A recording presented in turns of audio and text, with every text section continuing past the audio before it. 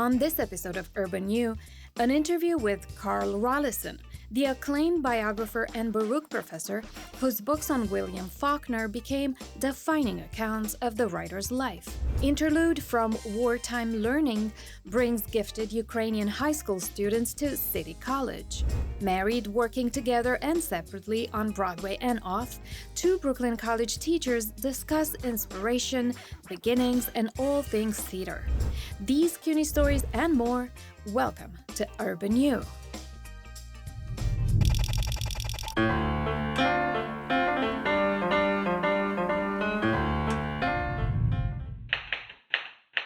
In 2020, Carl Rollyson made an astonishing discovery in the Academy of Motion Picture Arts and Sciences archive, an unknown William Faulkner screenplay called Angel's Flight. It's a kind of a murder mystery, and it's fascinating because it's about a woman who solves a crime that the district attorney thinks has already been solved. And it's all about how she goes about solving that crime and how she puts herself at risk and is almost murdered herself. For anyone with a passing interest in William Faulkner's life, they might know the author spent years writing scripts in Hollywood. But Professor Emeritus of Journalism at Baruch College, Carl Rollyson, has much more than a passing interest. He's sort of my first love and my last love. Rollyson is a biographer who's written dozens of books on subjects including Marilyn Monroe, Rebecca West, Susan Sontag, and of course, William Faulkner. Faulkner remains one of America's most revered storytellers, winning the Pulitzer Prize twice and the Nobel Prize once. William Faulkner, to some of his friends a farmer, a woodsman, a hunter. To the world, a writer, the fourth American to receive the Nobel Prize for excellence in literature, the highest honor a writer can hope for, personally presented to William Faulkner by King Gustav Adolf in Stockholm, Sweden. They think he's a great writer, but they don't really find him as a person, they don't think, that interesting. They think Hemingway's much more interesting, man of action, fought wars and things like that. The facets of Faulkner's character, which he didn't particularly want people to know about, are fascinating. They're what keep me going as a biographer. William Faulkner's life is in many ways a hidden life, a life that he didn't keep journals and diaries. His letters are not particularly revealing, with a few exceptions. Rollyson shares that Faulkner, best known for his works about Yoknapatawpha County, Mississippi, spent a total of 4 years in Hollywood. He saw everything, the nuts and the bolts. You know, he was a friend of Howard Hawks, of Jean Renoir. He saw things and did things that he never talked about. I think the point about Faulkner's screenwriting is that he, by virtue of the fact that he was a hired hand, so to speak, in Hollywood, it meant, for instance, he worked on films like Mildred Pierce. He worked on several women's films in the 40s. I think you see the impact of that kind of screenwriter from the 40s, including a film like where he did give credit to Have and Have Not. You see it on the creation of characters in the Snopes trilogy, particularly the Linda Snopes character, who really is a kind of feminist in a way that her Mississippi contemporaries don't understand, and that reviewers at the time did not understand. And he learned about that in Hollywood. He also learned that from a younger generation of women in his family. And after writing two comprehensive biographies on Faulkner's life, Rollyson was compelled to write the third and most recent, called William Faulkner Day by Day. The book uses as much archival material as he could find to construct days over the course of his entire life. And what it allows the reader to do is to look at what happened on every day that I could find out, how that shaped his character, and how he went about doing certain things. Rollyson has applied this day-by-day technique to other subjects, including Marilyn Monroe and Sylvia Plath, where he explored the last tragic days of her life in a very cold London. This is going to sound strange to people who don't know what Plath's life is, but she had a visceral, and I mean a visceral, reaction to the cold. There's a passage in Plath's journal in which she talks about the cold coming after her. She was a single mother in the freezing cold, on her own, also medicated, whereas someone's saying, oh, she had a sad life, she was suicidal, blah, blah, blah. If you read her journals and diaries, she was nothing like that. She was manic depressive, I have to say that. But because you're manic depressive doesn't mean you commit suicide. This attention to the material served him well also with his book on New York cultural icon Susan Sontag, written with Lisa Paddock, who he's married to. When my wife and I decided to do a biography of Susan Sontag, most people thought it couldn't be done. And the reason it couldn't be done is because she was such a powerhouse in New York. I would say about 3-4 years before we actually got serious about the Sontag biography, I noticed in Publishers Weekly a little notice that Farrar, Straus and Giroux had donated its archives to the New York Public Library. And I thought, Farrar, Straus and Giroux is the only publisher she had ever had. There had to be stuff in there. So we saw all the raw material before it was categorized or cataloged in any fashion. It was a wonderful opportunity that we had. And again, I think it's because no one else would dare to do it. These insights show how Rollyson is a truly masterful biographer, called by one writer, a biographer's biographer. I define biography as the story of a whole life. I want to really understand them in the most intimate way I possibly can. So I'm looking for anything. For Urban U, I'm Craig Thompson.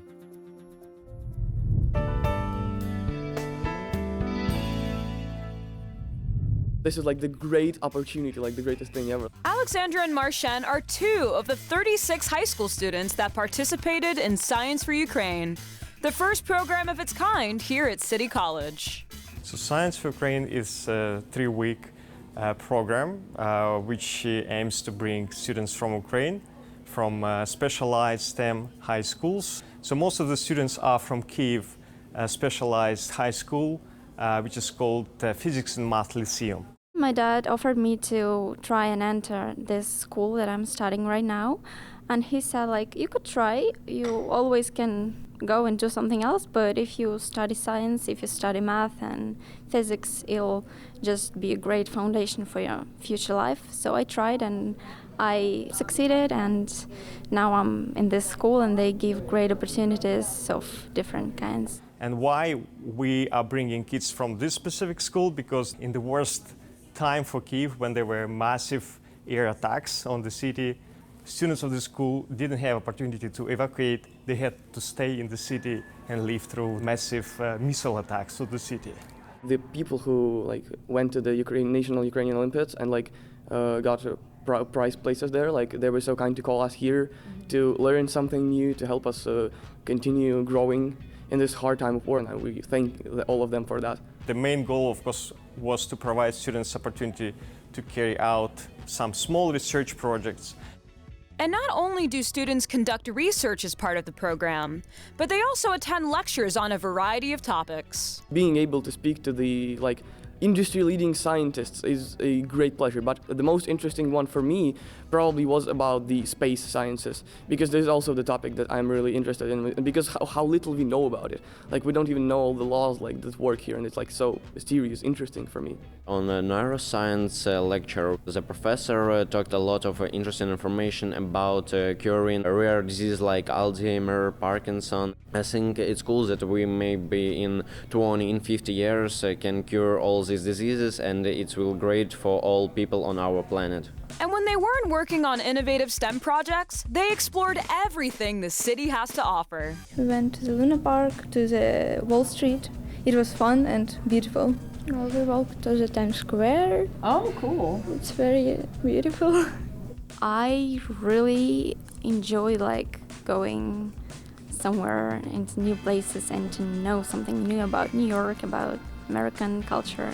We see it, we read about it, but we never get to experience it. If I was at their age, that I would only dream about this kind of experience. And more importantly, we moved them away from the war. They are still very strong, focused on science, on success.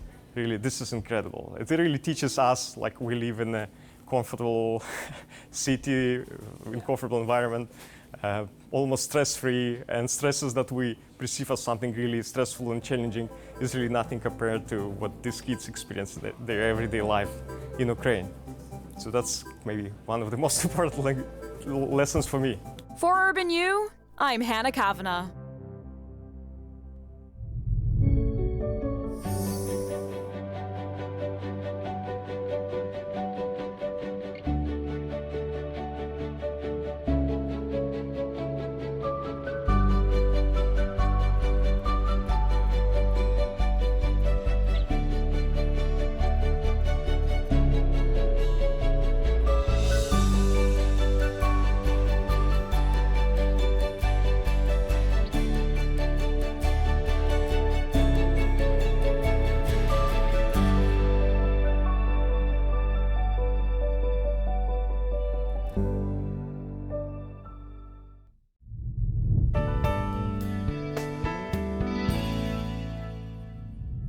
Parents and families can feel overwhelmed with the process of helping their child choose a college. They have lots of worries and questions. But one enthusiastic mom, Patricia McDonough, says CUNY has been a fantastic choice for her two sons and herself. So what is Gabriel studying now at Lehman? Right now he's doing his master program, which is in educational and advisement. That's his passion, so he's going for that. And then And Justin? I do have Justin, that he's a BCC, Bronx Community College, but he's involved in business. Patricia, who grew up in the Dominican Republic, is herself a CUNY graduate. Soon after coming to the U.S., she attended Ostos Community College, ultimately getting a BA and a master's at Lehman College, where she works now as a student life specialist. She understands the fears other parents have when their kids look into college, and she is passionate in her answers. I will say that CUNY is amazing. You can see yourself with any face that passes by you. It can be a staff, it can be a professor, it can be like any other student. So you feel identified with the CUNY community because we are so diverse. Dr. Sharon Hardy, CUNY's Interim Executive Director of Admissions Services, says parents are often very involved in a student's decisions about college. I think there's several things that parents worry about: safety, and also thinking about how they're going to pay for this. We hear about student debt and taking on the cost of college. On the safety question, we have a fantastic peace officer and support staff throughout our campuses. We also have safety trainings for students as well. Patricia echoes that feeling of confidence about safety at CUNY. We have the public safety, that they are at every single gate, and they make sure that if you are on campus, or you have a child on campus, or somebody's expecting you on campus. As for the cost of college, our campuses have financial aid offices that are staffed with counselors that are more than happy to go over the process and to assist families in completing their financial aid applications. We want to encourage families and students to fill out their TAP application, which is the Tuition Assistance Program for New York State students, residents, which goes along with their FAFSA, which is the free application for federal student aid. Often, students receive scholarships or grants. There are grants and institutional funds that are available through the individual colleges on our website and on the college's website. There's a scholarship search and resources there as well. Patricia says there is other free help too. We have a pantry on campus since 2016 that the student can use just because they are a Lehman student. They can get food. Exactly. They don't have to prove that they need it. No, exactly. Just because they are a Lehman student, they use their ID. In all, 20 CUNY colleges have free food pantries, and there's more. We also have a career closet, so if there's something that is expensive nowadays, it's the clothing. It's professional attire, if they have appointment or if they needed to come to class. Patricia's son Gabriel joined J. Rotzi in high school, so he's had a military uniform during his years earning a bachelor's at John Jay College and starting a master's program at Lehman. Well, there was a time that he was in Kuwait with the military. He was taking classes online during his break time. So they allow you to do that. For some families looking at college, immigration status is a potential worry, but there is help at CUNY. On our YouTube channel with Dr. Cynthia Carhaval, who is the University Director of Student Immigration Services. It walks the applicant through our application for admission so that they know, how do I answer this question?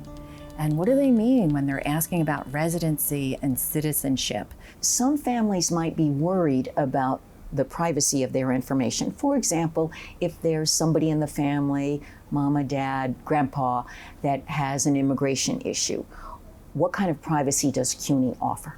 What's important for families to know is that any information we gather, and as we're working with families, that's kept with the college. We are bound by FERPA, which is the Family Education Right to Privacy Act. So we're not passing information off to any third parties. The CUNY colleges have student affairs offices where people can come and ask questions. Prospective students and their parents are welcome. Families may be directed to the College Welcome Center, or they can go to the one at the CUNY Central Office. We have counselors that are available and more than willing to assist families through the entire process, through applying and up to enrolling and helping them find the best fit for them at the university. I'm Donna Hanover for CUNY TV.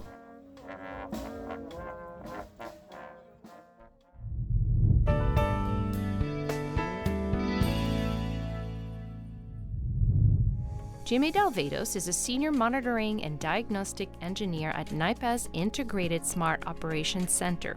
When pursuing his education and career, he was always interested in the power utility industry, and most specifically, in innovative solutions to make the power grid more sustainable.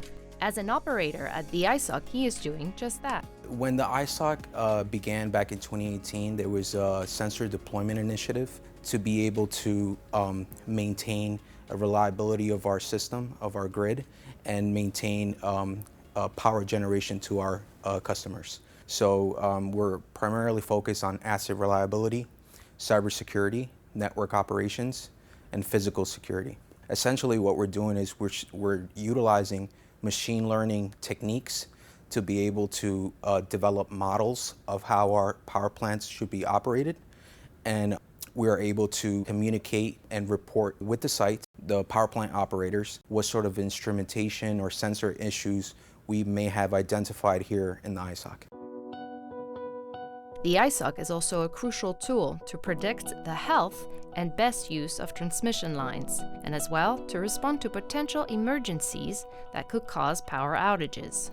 So this screen up here, this is our Y49 underground undersea cable. This cable runs from Springbrook, I would say Westchester area of New York, all the way down to Long Island. And what we're monitoring here is if there's any ships within the surrounding area and they drop any anchors, this would notify us if they were to strike our cable. The New York Power Authority is the nation's largest state-owned power organization and owns a third of the high-voltage assets in New York State. It has set ambitious targets to reduce carbon emissions from its operations and promote renewable energy. It's a very exciting time to be in the utility business in New York State. In the last several years, there has been more transmission under development and construction than I would say in probably the previous 30 years combined. One of the main challenges in the transmission system in New York is congestion. So as the power is generated primarily upstate and the main load is down in the New York City area, the transmission lines become overloaded and you cannot push more power across those transmission lines. So a lot of these projects are being constructed to relieve that congestion. NYPA is not only investing in upgrading transmission lines, but also expanding its renewable energy portfolio, demonstrating its commitment to a sustainable and resilient power system.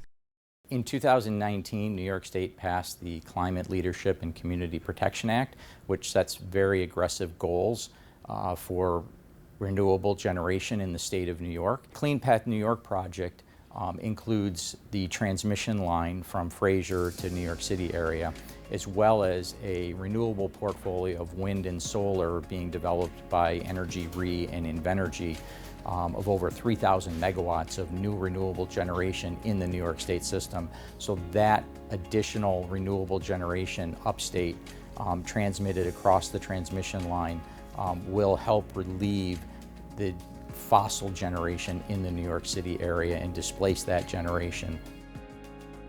For Urban U, I'm Maria Bami. Still up on Urban U, a married couple teaching set design at Brooklyn College wins accolades for their Broadway work, including a Tony Award nomination for A Christmas Carol. But first, cross-cultural dining etiquette at Baruch College. We give you highlights from the annual workshop offered to CUNY's diverse body of students. Stay tuned. I'm here at the Dining Etiquette Seminar, so we're going to be basically learning how to properly dine whenever we network. My family is from India, and I wanted to make sure that I learned these etiquettes because I don't come from an American family, and the way we dine is very different from how you would dine here in the restaurants. So I just wanted to learn that and have that kind of experience so I don't mess something up. What kind of utensils are good for what kind of dish, and how to approach different things, when to talk, when not to talk, what is too much eating, what is too less eating, when to eat, when not to eat. So those are some of the things that I want to learn. I feel like it would be really good for networking to give potential employers a better idea of who I am and maybe make them a little bit more impressed with me, and they would think hey, who's that kid? He was really nice during that dinner that we had the other day. It's something like that. They have a nice memory of me in their head, in a sense. The feedback we get has been tremendous. They've really gotten a lot of additional support that they might not have been able to otherwise gather from just their immediate circles. A lot of the students that go to Baruch, they're not from the US families. Many of them are children of immigrants. Many of them are from different cultures, different backgrounds. And I feel like to put them in one mold so they would all know something, that's very wrong of us to judge that. So it's good that Baruch is giving us these opportunities to learn about more traditional habits that will be more acceptable in corporate world, basically, when you do go outside. So I do think they're very, very helpful because I wouldn't have known these things unless I took a different course outside of Baruch or watched YouTube videos. But I'm very thankful that they're hosting this.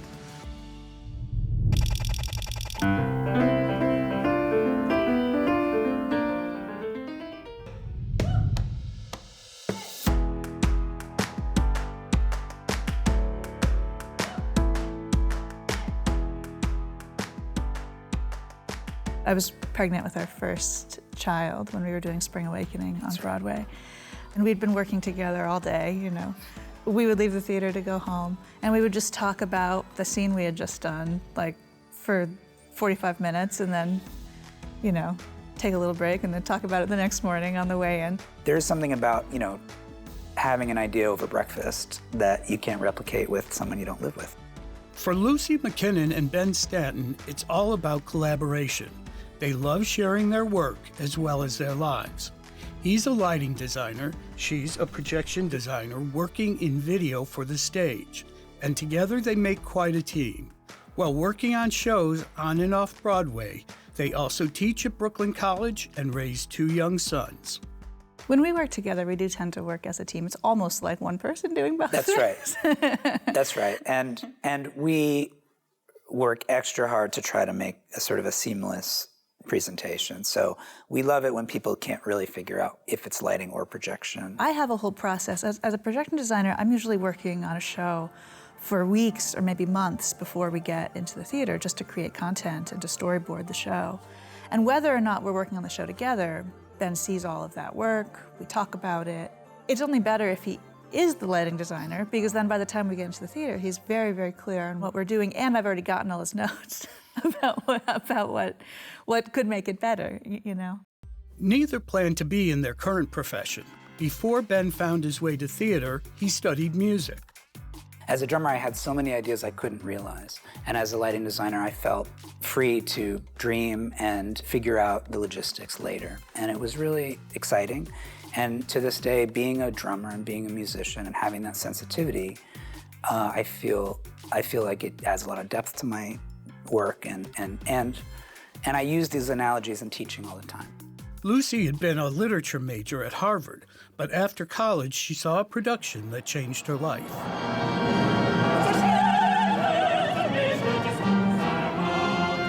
I saw this piece by William Kentridge, his version of the Magic Flute at BAM, and it just it was it's kind of corny, but it was one of the moments when I thought that's exactly what I want to do. I want to learn to do that, because that's amazing. Ben and Lucy's love of theater brought them together and has become a foundation of their partnership. Our first Broadway show together was Deaf West's revival of Spring Awakening. Don't touch me.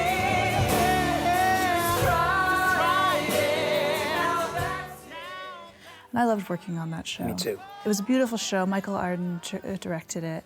Because it was Deaf West Theater, there was a couple of really specific design mandates that made it really interesting too. Not just articulating faces, but articulating arms and chests and having to think about the entire body in a different way was fascinating. And then also, I feel like from a video point of view, there was, in addition to creating artwork, you were also helping to clarify lines and putting text on stage. And I don't know, it was a great challenge. And I think the best theater is made when you take risks. Ben feels the key to taking risks is communication. I feel very comfortable taking risks because I've learned over time how to get everyone on board. And a lot of my classes revolve around communicating ideas. As a lighting designer, I can't really show people what the lighting is going to look like ahead of time, so I need to be able to talk about it. Lucy and Ben work hard to integrate their outside work into their teaching. We also both bring our students into the theaters where we're working, which I feel like has been really great. Last year I brought my students into Kimberly Akimbo, Christmas Carol. They were able to meet the engineers who worked with me, the programmers, see the whole systems, and sit through tech rehearsals, which are, I think it's a really cool thing to see. They get introduced to all these different roles. They might be in that theater and say, actually, I want to do that, which I think is great.